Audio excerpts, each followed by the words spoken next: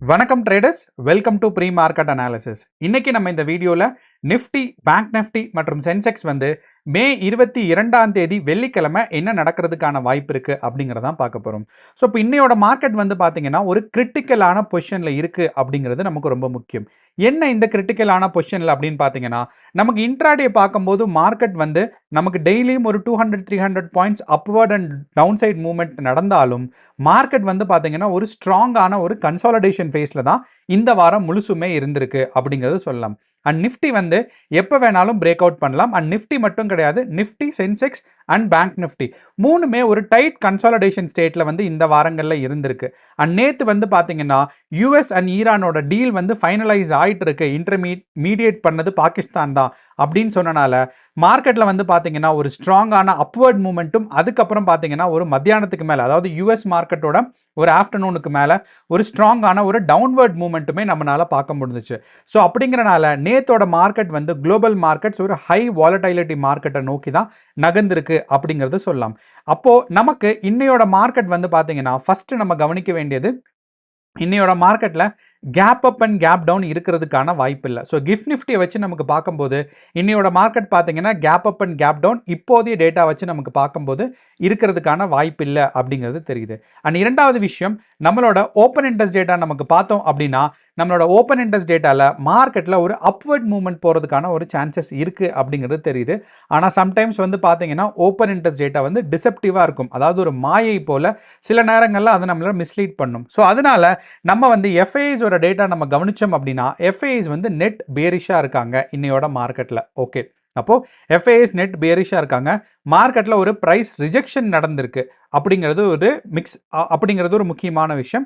அடுத்து வந்து நம்மளோட குளோபல் மார்க்கெட்ஸில் பார்த்தீங்கன்னா யூஎஸ் ஈரானோட அதாவது இந்த வாரோட டீல் வந்து பார்த்தீங்கன்னா சில டைம் வந்து சில ஸ்டாக்ஸில் பார்த்தீங்கன்னா ஒரு பாசிட்டிவ் இம்பாக்டையும் சில ஸ்டாக்ஸில் பார்த்தீங்கன்னா ஒரு நெகட்டிவ் இம்பாக்டையும் கொடுத்துருக்கு. ஆனால் இந்தியன் மார்க்கெட்டை பொறுத்தளவு இந்த ட்ரேட் டீலோ அதே மாதிரி இந்த வார் டீலோ வந்து முடிஞ்சிச்சு அப்படின்னா, ட்ரேட் டீல் கிடையாது, வாரோட இந்த டீல் வந்து ஒரு ஃபைனல் செட்டில்மெண்ட் வந்து இல்லை ஒரு ஸ்டேட்மெண்ட் வந்து ரீச் ஆயிட்டாங்க அப்படின்னா நமக்கு வந்து இந்தியாவில் ஆயில் ப்ரைஸ் வந்து கொஞ்சம் குறையும். இதனால நமக்கு வந்து பார்த்தீங்கன்னா இந்தியன் மார்க்கெட்ஸ் வந்து பூஸ்ட் ஆகிறதுக்கான சான்சஸ் இருக்குது. ஸோ அப்படிங்கிறனால இன்னையோட மார்க்கெட் வந்து இப்போதைய நிலைமையில் பார்க்கும்போது நமக்கு ஒரு டவுன் சைட் புஷ் இருக்கிறதுக்கான ஒரு எக்ஸ்பெக்டேஷன்ஸ் தான் இருக்குது. அண்ட் நேத்தோட மார்க்கெட் நமக்கு பார்த்தீங்கன்னா நம்ம நேற்று வந்து ஸ்ட்ராங்காக மார்க்கெட் புல்லிஷ் மூவ்மெண்ட் போகும் அப்படிங்கிறது, பியரிஷ் மூவ்மெண்ட் போகும் அப்படிங்கிறத எதிர்பார்த்துருந்தோம் நேத்தோட மார்க்கெட்டில். ஆனால் நேற்று வந்து கேப் அப் போயிட்டு அதுக்கப்புறம் கேப் கவரிங்க்கு கீழே வந்தது. நம்ம இதை கரெக்டாக தான் மென்ஷன் பண்ணியிருந்தோம், மார்க்கெட் வந்து கேப் கவரிங் நடக்கும் அப்படிங்கிறதுனால. அப்படின்னா கேப் கவரிங் நடந்தது, அதுக்கப்புறம் பார்த்தீங்கன்னா மார்க்கெட் அப்படியே ஒரு சரிவு நிலைக்கே வந்துருச்சு. அண்ட் இன்னையோட மார்க்கெட் வந்து பார்த்தீங்கன்னா அதே ஒரு ப்ரைஸ் ஆக்ஷன் மார்க்கெட்டில் அந்த சரிவு நிலையே மறுபடியும் தொடர்றதுக்கான இன்னையோட மார்க்கெட்டில் சான்சஸ் இருக்குது. ஸோ இப்போ நம்ம சார்ட்டை பார்க்கலாம். சார்ட்டை பார்த்து இன்னும் கொஞ்சம் டீட்டெயிலாக அனலைஸ் பண்ணலாம். வாங்க இப்போ போகலாம். ஸோ நான் முன்னாடி சொன்ன மாதிரி நிஃப்டி 50 வந்து பார்த்தீங்கன்னா நேற்று நம்ம ஒரு கேப் அப்க்கு அப்புறம் ஒரு கேப் கவரிங் ஒரு எக்ஸ்பெக்டேஷன்ஸ் இருக்கணும் அப்படிங்கிறத சொல்லியிருந்தோம். ஸோ அதே மாதிரியே நேற்று வந்து பார்த்தீங்கன்னா மார்க்கெட் வந்து ஸ்டார்டிங் பாயிண்ட் எங்கன்னா ஒரு 160 பாயிண்ட் கேப் அப்பில் ஓப்பன் ஆனது. அதுக்கப்புறம் கடகடன்னு பார்த்தீங்கன்னா ஒரு கேப் கவரிங் நடந்துச்சு. இந்த கேப் கவரிங் பார்த்தீங்கன்னா நமக்கு 11 மணி வரைக்கும் மார்க்கெட் வந்து ஒரு டவுன் ஸ்விங்கில் டவுன்ஃபால் ஆச்சு, ஒரு 11:30 வரைக்கும். அந்த டவுன் ஸ்விங்குக்கு அப்புறம் பார்த்தீங்கன்னா ஒரு புல் பேக், அதுக்கப்புறம் ஒரு டவுன் ஸ்விங், அப்படியே மார்க்கெட் வந்து கண்டினியூ ஆயிடுச்சுன்னு சொல்லலாம். ஸோ அப்படிங்கிறனால நேத்தோட மார்க்கெட் வந்து நமக்கு வந்து ஒரு ஸ்ட்ராங்கான கேப் அப் இருந்தாலும் அதுக்கப்புறம் பார்க்கும்போது மார்க்கெட் வந்து ஒரு ஸ்ட்ராங்கான ஒரு டவுன்ஃபாலிங் கேரக்டரில் தான் இருக்குது அப்படிங்கிறது சொல்லலாம். அண்ட் இது வந்து பார்த்தீங்கன்னா நமக்கு ஒரு டவுன் ட்ரெண்ட், அதாவது ஒரு டவுன்வர்ட்ஸ் ட்ரெண்டிங் சேனல் ஃபார்ம் ஆயிருக்கு அப்படிங்கிறது நமக்கு ரொம்ப ரொம்ப ஒரு கவனிக்கக்கூடியது. அப்போது இதே இந்த டவுன்வர்ட்ஸ் ட்ரெண்டிங் சேனலில் இன்னையோட மார்க்கெட் வந்து பார்த்தீங்கன்னா அப்படியே இதே டவுன்வர்ட்ஸ் ட்ரெண்டிங் சேனலில் கண்டினியூ ஆகிறதுக்கான வாய்ப்பு இருக்குது. அண்ட் மார்க்கெட் வந்து ஒரு டவுன் சைட் புஷ் இருக்கிறதுக்கான சான்சஸ் இருக்குது அப்படிங்கிறது நம்ம கவனிக்கணும். அண்ட் இன்னொரு விஷயம், இந்த ப்ரைஸ் ஆக்ஷனில் நம்ம கவனித்தோம் அப்படின்னா மார்க்கெட்டில் இன்ட்ராடே பார்க்கும்போது நமக்கு மேபி இங்கே பார்த்தீங்கன்னா இவ்வளோ தூரம் மேலே போயிருக்கு, இவ்வளோ தூரம் கீழே வந்திருக்கு அப்படிங்கிறது யோசிக்கலாம். ஆனால் இந்த சார்ட்டை வந்து கொஞ்சம் ஜூம் அவுட் பண்ணி நமக்கு வந்து கடந்த ஒரு வாரமாக, அதாவது நம்மளோட எப்பன்னு சொல்லலாம்னா மே 14ஆம் தேதியிலேருந்து பார்த்தோம்னா இந்த ஒரு பாக்ஸ்லேருந்து பார்த்தீங்கன்னா மார்க்கெட் வந்து வெளியே வரல. ஸோ லோவஸ்ட் பாயிண்ட் பார்த்தீங்கன்னா 23,300ம், ஹையஸ்ட் பாயிண்ட் பார்த்தீங்கன்னா 23,800ம் இருக்குது. ஒரு 400 பாயிண்ட்ஸ் தான். ஸோ இந்த ஒரு வாரமாக இந்த ஒரு 400 பாயிண்ட்ஸ்குள்ளேயே இருக்குது, ட்ரை பண்ணிட்டு இருக்கு. அதாவது நமக்கு வந்து 14ஆம் தேதியும் சேர்த்துக்கலாம். ஸோ இது வந்து ரொம்ப நாளாக இதே லெவலுக்குள்ளே இருக்குது. ஏன்னா அதுக்கு முன்னாடி பார்த்தீங்கன்னா மார்க்கெட் மேலேருந்து டவுன்ஃபால் ஆச்சு. ஆனால் இந்த ஒரு கரெக்டாக சொல்லணும்னா மே 12ஆம் தேதியிலிருந்து இப்போ வரைக்குமே பார்த்தீங்கன்னா இன்னைக்கு தேதி வந்து 22. ஸோ அப்படிங்கிறனால ஒரு 10 நாள் 7-8 ட்ரேடிங் டேஸ் வந்திருக்கு. அப்போ இந்த ட்ரேடிங் டேஸ் ஃபுல்லுமே மார்க்கெட் வந்து இந்த ஒரு 600 பாயிண்ட்குள்ளே கன்ஃபைன்டாக இருக்குது.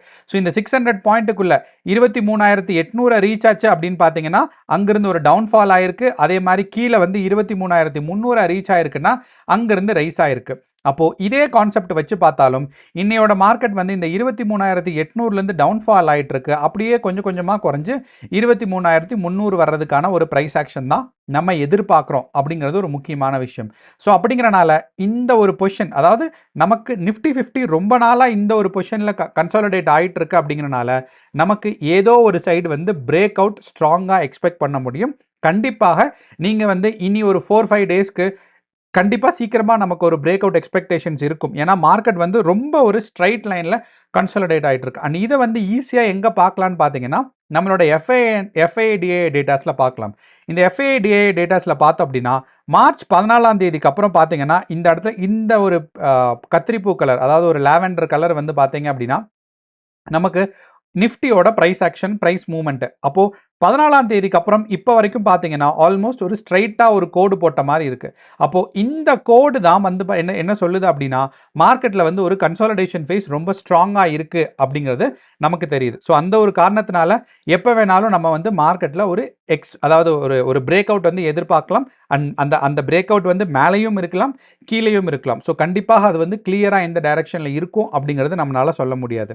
ஆனால் நீங்கள் வந்து பார்த்தீங்கன்னா இந்தியா விக்ஸ் டேட்டாவை நீங்கள் பார்த்தீங்கன்னா உங்களுக்கு எந்த இடத்துல பிரேக் அவுட் இருக்குன்னு சொல்லலாம். சப்போஸ் இந்தியா விக்ஸ் வந்து அந்த டைம் பிரேக் அவுட் ஆகிற டைம் வந்து 20 பக்கம் இருந்துச்சு அப்படின்னா இந்தியா விக்ஸ் கீழே தான் டவுன்ஃபால் ஆகும். ஸோ அப்படின்னா மார்க்கெட் வந்து மேலே புஷ் ஆகும்னு அர்த்தம். அதே இது இந்தியா விக்ஸ் வந்து இப்போ இருக்கிற ரேஞ்சோ இல்லை இதிலிருந்து கொஞ்சம் குறைஞ்சோ ஒரு 15-16 ரேஞ்சுக்குள்ளே இருந்துச்சு அப்படின்னா இந்தியா விக்ஸ் வந்து மேலே தான் பிரேக் அவுட் ஆகும். ஏன்னா இதிலிருந்து கீழே போகிறதுக்கான வாய்ப்புகள் கம்மி. அப்படி கீழே போனாலும் பார்த்தீங்கன்னா மார்க்கெட் வந்து அவ்வளவு ஸ்ட்ராங்காக போகாது, ரொம்ப கம்மியாக தான் கீழே போகும். ஸோ அப்படிங்கிறனால இந்த மாதிரி மேலே பிரேக் அவுட் ஆச்சு இந்தியா விக்ஸ் வந்து அப்வர்ட், இந்தியா விக்ஸோட ரேஞ்ச் வந்து 15 to 17 இருந்துச்சு அப்படின்னா நமக்கு வந்து இந்தியா விக்ஸ் மேலே போகும், அப்படின்னா நிஃப்டி வந்து கீழே வரும்.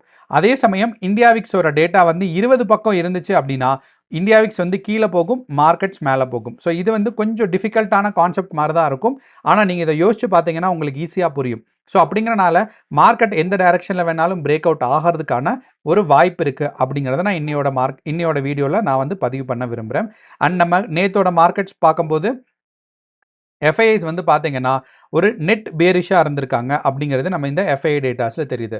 அப்போது டோட்டலாக நம்ம கவனித்தோம் அப்படின்னா ப்ரைஸ் ஆக்ஷன், எஃப்ஐஐ டேட்டாஸ் இதெல்லாம் வச்சு பார்க்கும்போது நம்மளோட நிஃப்டி வந்து இன்றைக்கும் கீழே விழுறதுக்கான ஒரு சான்சஸ் இருக்குது அப்படிங்கிறது புரியுது.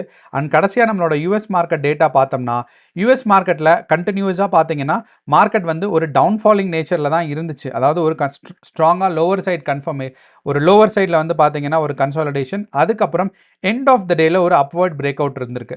ஸோ இதுதான் நான் என்ன சொன்னேன்னா அந்த ஈரான் யூஎஸோட ட்ரேட் இல்லை வார் டீல் வந்து பார்த்தீங்க அப்படின்னா நமக்கு இது வந்து ஒரு இம்பேக்ட் இருக்குது அப்படிங்கிறத சொல்லலாம்.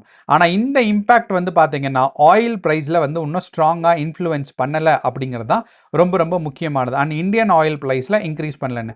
ஏன்னா நீங்கள் பார்த்தீங்கன்னா தெரியும் ஆயில் ப்ரைஸ் வந்து இப்போவும் அதாவது $102 $97 ஆயிருக்கு அப்படின்னு சில பேர் சொன்னாலும் நமக்கு நேத்தோட ட்ரேடிங் செஷன் ஆரம்பித்ததுலேருந்து பார்த்தீங்கன்னா ஆயில் ப்ரைஸ் ஆல்மோஸ்ட் ஸ்டேபிளாக தான் இருந்திருக்கு.